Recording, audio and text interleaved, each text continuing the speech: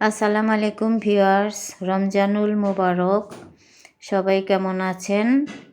আশা করি খুব ভালোভাবে সবাই রোজা পালন করছেন। তো রোজার সময় ইফতারি বানানোর জন্য বিভিন্ন সময়ে কাবাব বানানোর জন্য আমাদের বেরেস্তার প্রয়োজন হয়। নতুনদের জন্য এই বেরেস্তা রেসিপিটা গ্যাসের ফ্লেমে আস্তে আস্তে হয় বিধায় লাকড়ির চুলায় বানিয়ে নিচ্ছি এবং কাজটা খুব দ্রুতই হয়ে গিয়েছে। দেখুন কি সুন্দর।